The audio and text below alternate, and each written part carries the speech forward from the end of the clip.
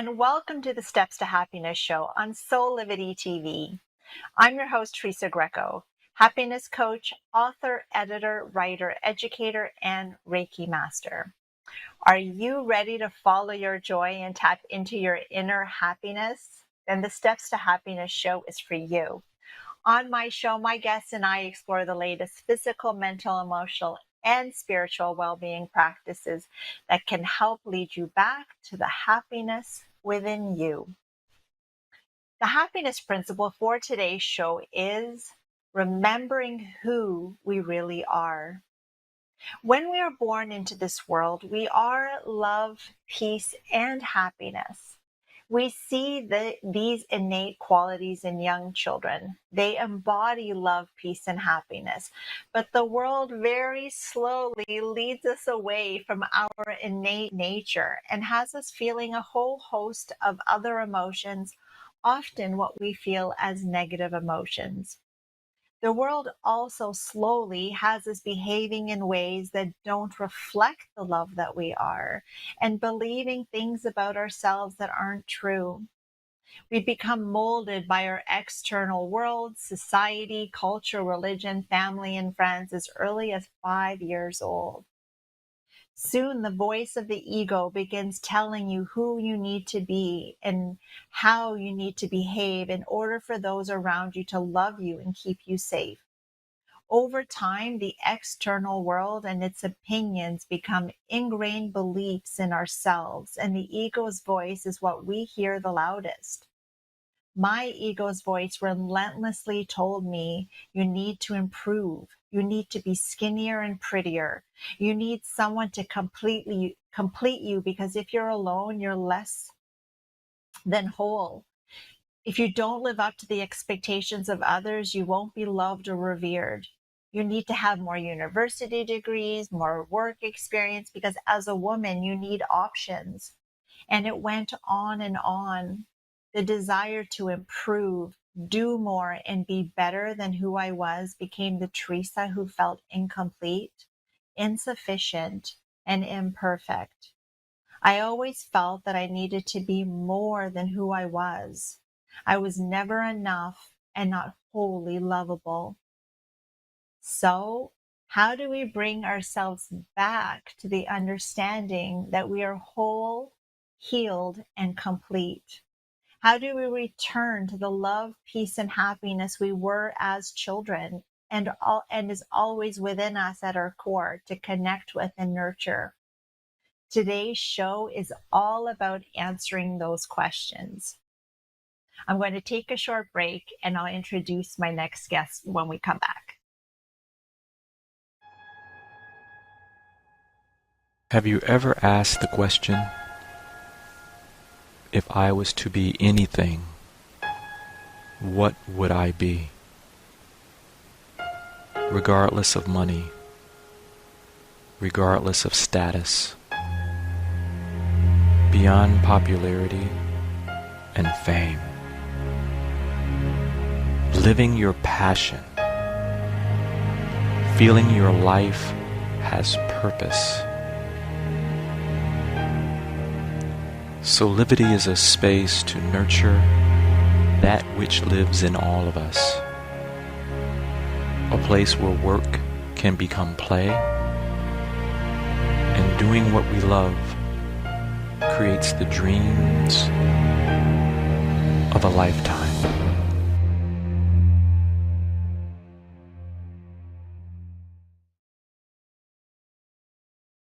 Welcome back. Let me introduce my guest for today's show. She's an ordained minister, registered massage therapist, death doula, yoga teacher, holistic nutritionist, and medicine woman whose mission is to assist us all in rediscovering and embodying our power and birthright to be bold, empowered, resilient, and free. Ramona, Astrid, Bernardi, hello and welcome to the show. Oh my good, thank you so much for having me. And can we just start off by saying you look amazing? I'm thrilled to be here, and your introduction is like the perfect place for us to start. Thank you. So, why don't we then start off by you telling us a little bit about you that brought you to this amazing mission? Yeah. So I'm very inspired by your words in the intro because that's how I was conditioned. So I was a workaholic.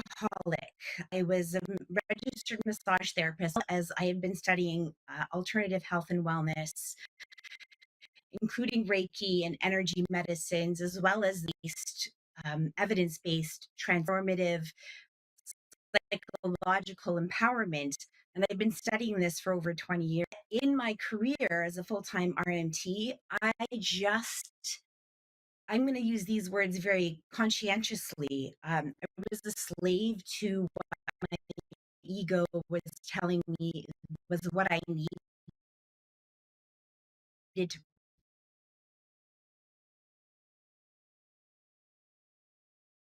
respond appropriately needs were. I literally had no boundaries with the world. And so it just accumulated and accumulated within my body. Finally, in 2016, I had a moment of lucidity where I was ready to change my life, just have a total, I just needed to let go. I realized that I was creating insanity in my life. And so I decided I was going to create a mission for myself. I was going to go to Costa Rica for 3 months, study my yoga teacher's training and collaborative and sustainable culture and permaculture, and bring that back to Toronto and really set up a community that way. I really was so inspired by this. However, the universe had another plan for me. So as soon as I got there, unfortunately, and this is not about Costa Rica, I want to emphasize that always, this was my lesson to learn. I developed meningitis when I was there and I became medically grounded. I lost my hearing, and it was the most harrowing journey I've ever been through. It forced me to reckon with what was really, truly mine. And as you know, since I've been studying alternative health and wellness for so long, that everywhere I went, and no matter where I went, holistic to allopathic medicine and everywhere in between, the answer that kept coming through to me was, you have to live with this. Essentially, I was given a death sentence. And, the brain injury that I sustained as a result of it was going to be a permanent part of my world, which it is. But I am now at this point of thriving, and I couldn't be more happy. And I'm so thrilled and ready to discuss this because the truth is, my hearing was taken so that I could move into the deepest listening. And that comes from the miracle of our body. And so, how about we start there? Thank you so much. Now, Hmm. today's episode is about remembering who we really are. So, even if our body does go through changes, let's say, and I believe it is the vessel that carries our spirit, our soul with us, that we have this particular lifetime that we've born into, and also born into it with an amnesia in the sense that we don't remember any of the past lifetimes that we've had. And that is really on purpose because it provides us this blank slate to really experience and dive deep into this lifetime and to learn Mhm. the lessons that we came here to learn, and that I believe we decided on all of those lessons before we came, that we have soul contracts with people that are going to help us to learn those lessons. And so my question is to you, who do you believe we really are? That with everything that you've been through thus far and all the work that you're helping other people to do, who do you believe we really are? I, on many points, I agree with you because I do believe that we are spirits having a human experience. That is the biggest lesson. I also, in a non religious context, though I have respect for all religions, I truly believe we are part of the fabric of the universe, that we are, in fact, droplets of God. And our bodies are vessels of of that type of oneness, that universal experience, that universal wisdom. And it is for me, I'll talk about my journey. It is coming to the remembrance of that and deconditioning ourselves, really, so that we can come back into the truth, the resonance of knowing that we are part of such a greater awareness and a greater capacity than we can possibly imagine. I'm with you on all of that, in that we're all connected to Mhm. that energy, that universe. That even as you were speaking, I just had chills like all through my body, which for me was confirmation that like your experience was also part of my experience, and that everybody around us, that because we're all of the same energy, it we're all experiencing it always together, even if we don't recognize that we're experiencing it together. I thank you. That's exactly how I feel. And it's interesting because I mean, listen, we're all in this experience of humanity, which is very, it can be challenging, but it's like I'm learning. And what this illness, the brilliance of this challenge in my life has brought me to, is that everybody shows up as a mirror for me to learn, and I'm here as a mirror for them to wake up to something greater. A greater awarenesses are always at our beck and call. And sometimes they show up as challenges, as aches and pains in our bodies, as, frustration within a relationship. You, our children, as you would say, our partners, our work relationships. However, as we become more and more present to what our body is telling us, the feedback of our body, and we learn to really develop the listening skills, then we can really step into the magic of transformation and allowing these challenges to become our greatest teachers. And that's something that really excites me, as you can tell. Mhm. Mhm. And what I loved about what you just said is that our body, our physical, mental, emotional, and spiritual self are always Mhm. speaking to us, always communicating with us. And so it's important that we understand what that communication is, how our body speaks to us, how does our emotional self speak to us, how does our spiritual self, that often we might call that gut instinct, that intuition, that little voice inside of us, that's always there, also speaking to us, that a lot of times we don't listen to it, but the more that we become familiar with how it communicates with us, the the louder that little voice can get. And so something else that you mentioned is that everyday life is really like a roller coaster, that it is a yin and a yang, that you can, the good comes with the bad, there's the sunshine comes also with the rain. Like it's we live in this world of like of opposites of and polarity. And so it's important that even with the roller coaster of life, that with this really terrible experience that you've had, that is now brought you to a different place of understanding and gratitude, is that we need to realign ourselves with the truth of that which we really are, which I believe is love, peace, and happiness. That I believe we are that at our core, although the world very slowly takes us away from that. And the negative things that we feel are there as a clue to say, oh, you're out of alignment, you're off center right now, you're not grounded, that you need to come back Exactly. to who you really are, because that is a place of love, peace, and happiness. And so, Mhm. as a coach and all the work that you do, I would really love to dive into some of the steps that you are helping people to adopt and practice in their life, that can help them to realign with the truth of who we are. What are some of the things that we can do every day that helps us to come back to ourselves?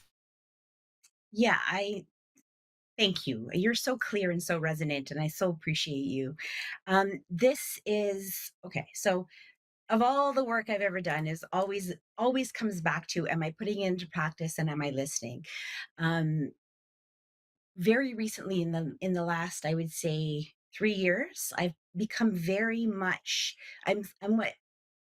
Let me start again. So I have a certification in a particular modality called soul coaching. And what this has helped me do is to bring all of these lessons together. And really, what it is, it's nothing other than coming so back into ourselves that we come back to the sensations of our body. So, what I believe happens is through life, we become numb, essentially. And so, revitalizing our awareness and coming back into the sensations, like really the atmosphere in our skin, the breath, you know, as we start to become more sensitive and more attuned to something so superficial as just, feeling this touch on my skin. And and and as we practice this, even 5 minutes a day, just what am I feeling right now? What is affecting my sensibility? Is it how is this program that I'm listening to, what am I feeling? What are the sensations that are arising? And every day we condition ourselves to come back into this space, this holy space that is our body. And I believe gently, slowly, and easily over time, we become more attuned to what our body is really responding to. And rather than reacting and becoming almost like mindless reactors, we become mindful responders to what our body really wants, what it really like, remembering that sense of joy. I absolutely agree with you. I think joy is our natural state. And so for me, it's that soul coaching type of activity that brings us into a mindful state. What I've found as I've been speaking about this, that people get quite concerned about, I don't know how to quiet my mind, but really it's not even about that. It's everything is expanding into this present moment. So how present can we become to this very sensation? So, as you were saying, if we're in traffic, if we're at a red light, even it takes no time to just take a moment and go, how am I feeling right now? And Mhm. if we're in the middle of a heated exchange, how am I feeling right now? Like little bits of lucidity to bring us back into the moment so that we find our will and our connection to ourselves, to our body, to the person we're in relationship with, the external stimulus that we're in relationship, and feel our authentic responses. And for me, that's the most thrilling part. It's coming back into our own awareness and learning what our truth actually is and living from Mhm. that way. Hmm. I totally agree. Many of us are all living on autopilot. That we Hmm. wake up, we get a coffee, we have a breakfast, we drive to work. We don't even know how we got there. You do your work day, you come home, you make dinner, maybe you watch some TV, you go to bed, and you do the same thing over and over and over again. And I think that with the pandemic, it really threw people for a loop in the sense that they're living this life on autopilot, not really thinking about how they're living every day. And before you know it, it's like 5, 10 years, in the future, and you've been doing this and having the same life that without even Hmm. really being awake to it. And so I agree with you. Many of us are not tuning in as we should, and it's important that we are constantly checking in with ourselves, that we don't do, right? We allow the world to take us away.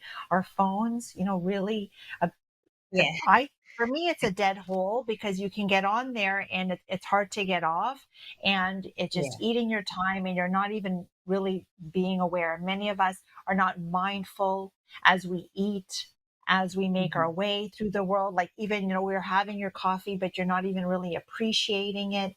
So Exactly. I really agree with you that if we are going to remember who we really are, we have to check in with ourselves all the time. What other strategies can you suggest that can help, again, bring us back? So, mindfulness is a big one.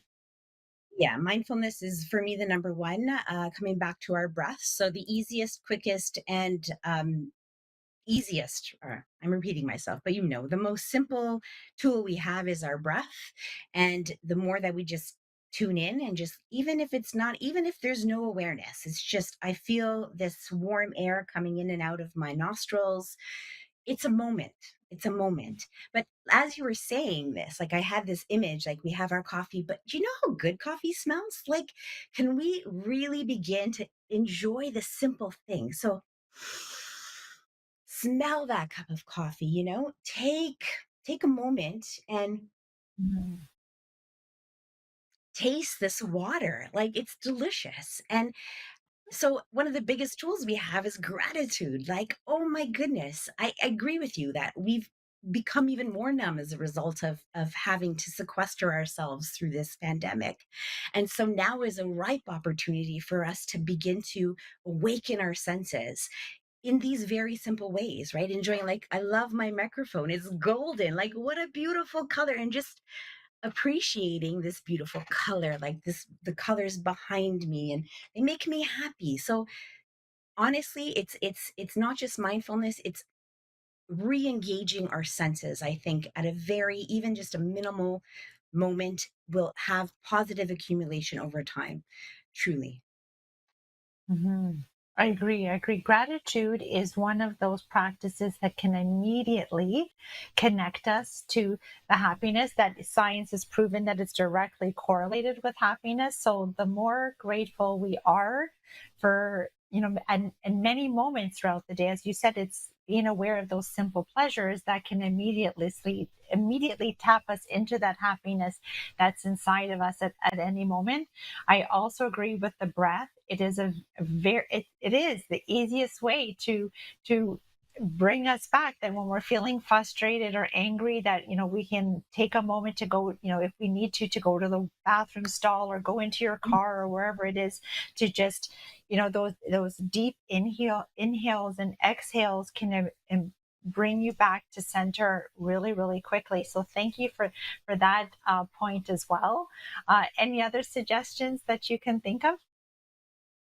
I mean, there's so many. I like, if we were to take it out, okay, first of all, I just need to say there are endless ways. So I think my invitation is to start to really understand what can we look around and really enjoy about our environment. We are infinitely capable of finding the center within. So beginning to, for me, the biggest way that I have learned is to appreciate my internal landscape.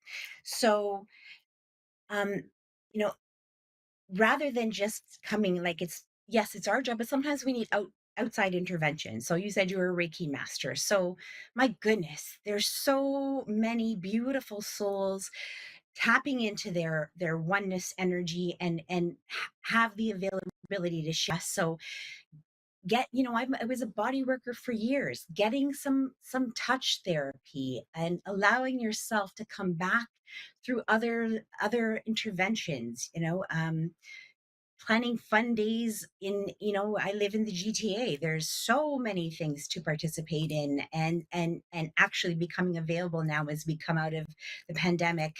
um Choosing your joy, allowing yourself to realize, hey, I could use some support here, and knowing that there are many ways to achieve that. Taking social media breaks, like phone breaks. I apologize immensely to my community, and they sometimes have a hard time getting hold of me because I do need a day away from my phone, or 2 days, and really allow myself to reset, come back into the body. But I think that Mhm. it's important to recognize that we do have community resources, and let's tap into those.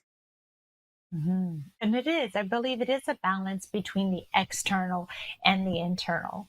That, Mhm. we are conditioned to look outside of ourselves. That's part of my story, that we are conditioned to look outside of ourselves for answers, look outside of ourselves for that happiness, look outside for love, looking outside for a lot of different things, that we often don't spend enough time with the internal space. And there is messaging inside there. There is our higher self is inside of there. That what we're really searching for outside of ourselves already exists within us.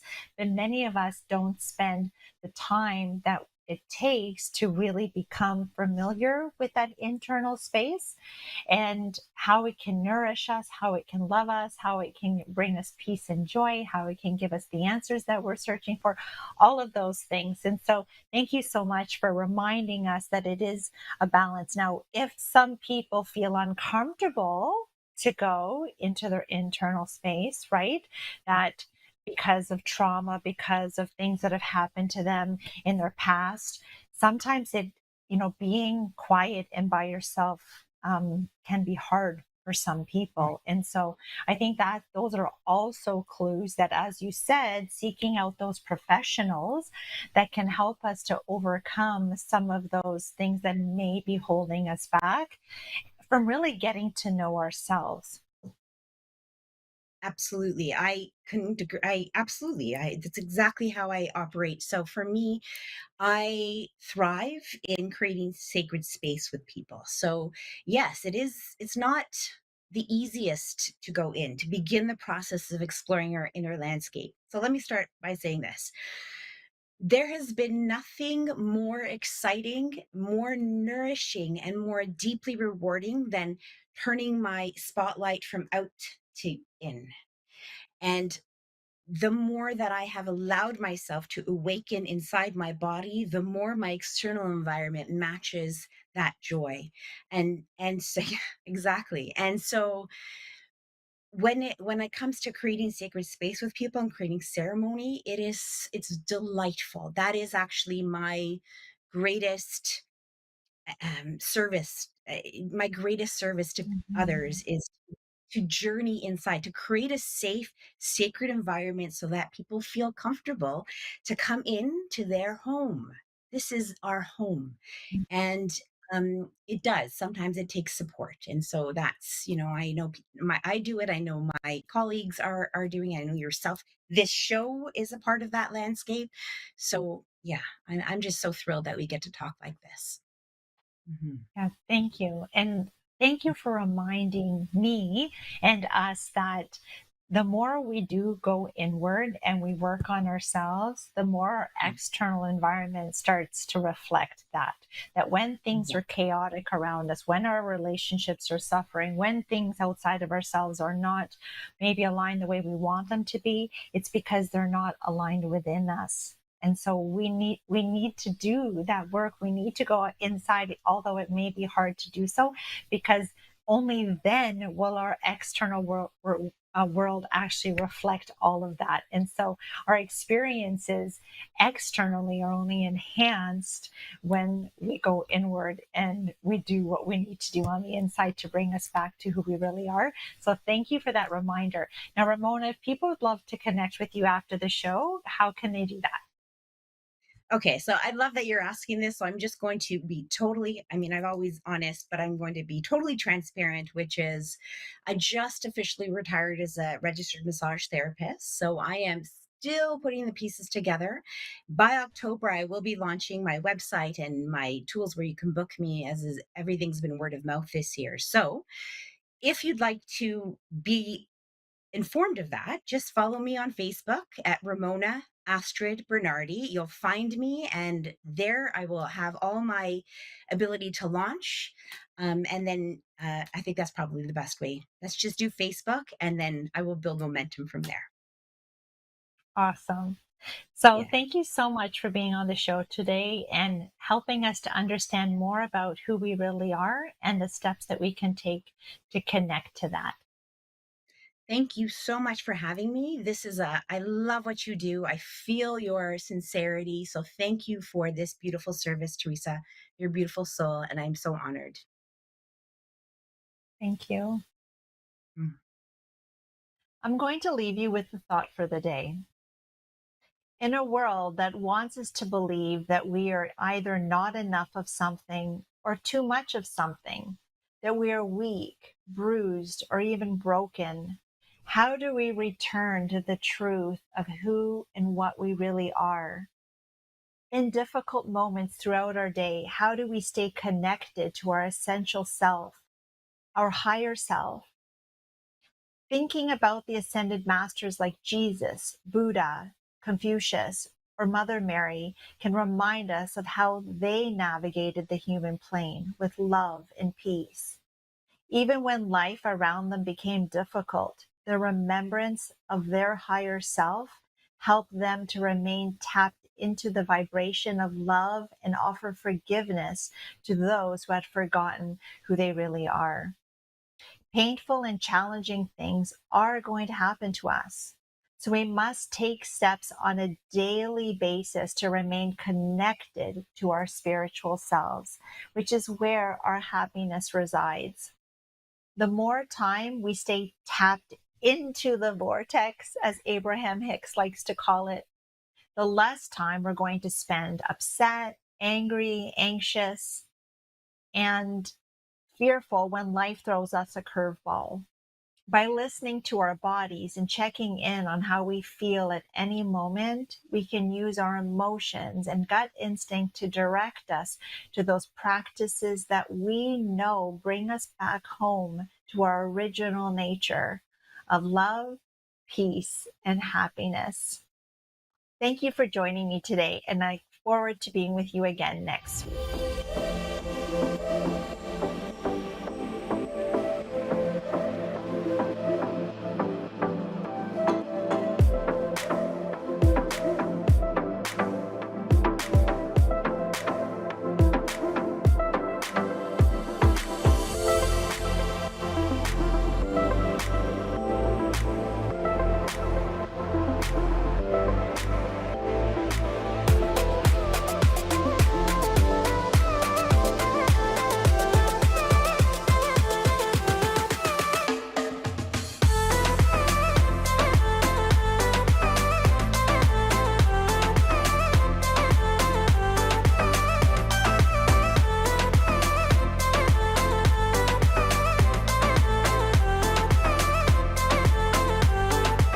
Connect with Teresa Greco after the show for coaching, workshops, and speaking engagements. You can visit her website at teresagreco.ca or by email at stepstotruehappiness@gmail.com or follow her on Instagram at TeresaGreco_Steps to Happiness or on Facebook at Steps to True Happiness with Teresa Greco.